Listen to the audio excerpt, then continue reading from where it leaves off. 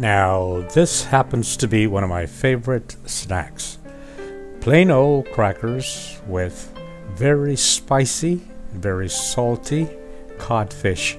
And I like it. I snack on this a lot of times when I'm doing absolutely nothing, when I'm just relaxing, watching television, mindless television.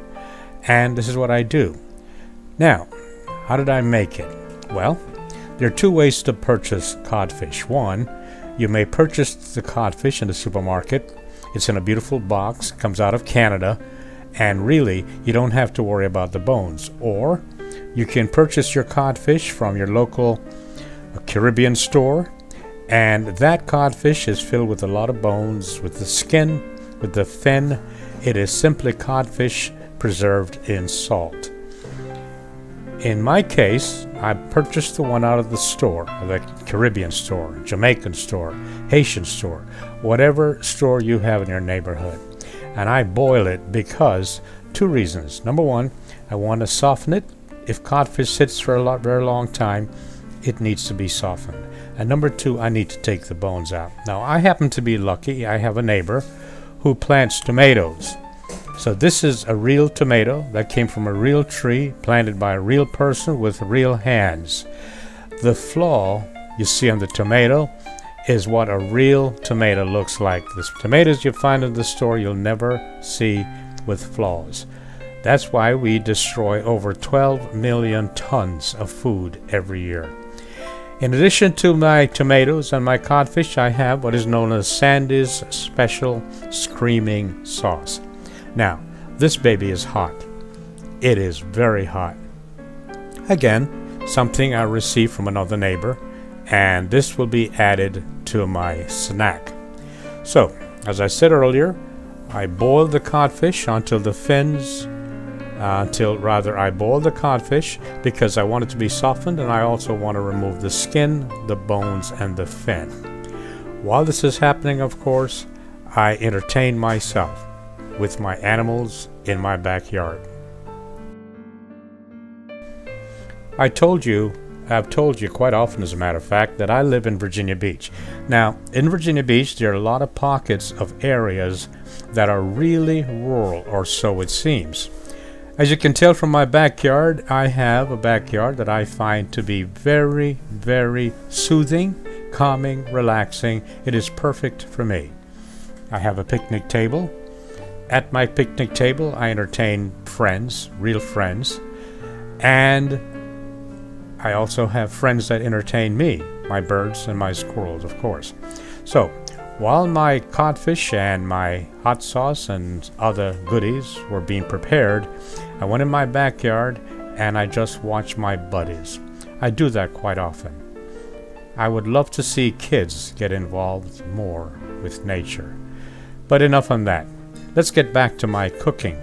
Now, the codfish, here it is, all boiled. Now, what I do, I pour off the hot water, of course, and add cold water so I can handle it. Now, you want to handle this with your fingers because you want to make sure there are no bones in it. You want to remove the skin and the fin. Anything that is not part of the food process, you want to discard.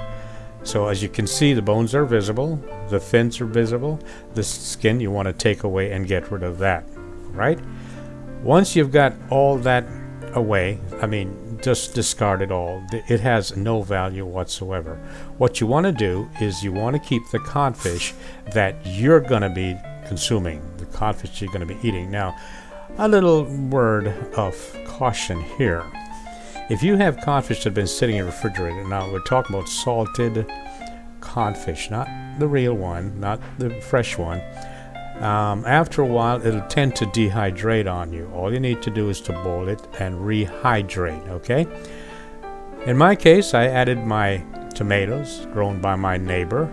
I added some codfish, of course, salted codfish that was soaking, boiled in water to get as much of the salt out and to get it as soft as possible. Then I added to a blender. This is my little tiny blender, and in the blender I added vinegar. My neighbor's hot sauce was added, about a teaspoonful. Now, if I had it If I had Scotch bonnet pepper, I would have added that.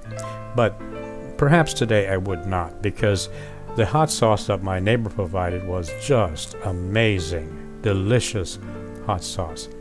So, there it is. Now you can go to the store and you can purchase processed food if you want to.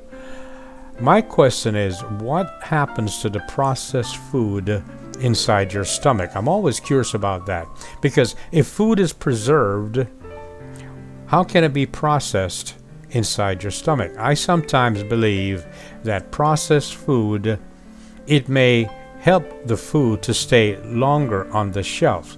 But what does it do to your stomach? I'm not an expert, so I cannot answer that question. All I can tell you is this.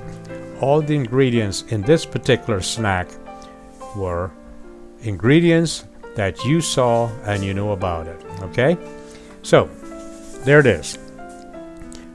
My codfish, my sandy, screaming, seasoned sauce, tomatoes from my neighbor's yard, and there it is on some crackers. Now all I need now is a nice glass of wine, and I will have my snacks to enjoy. Bon appetit!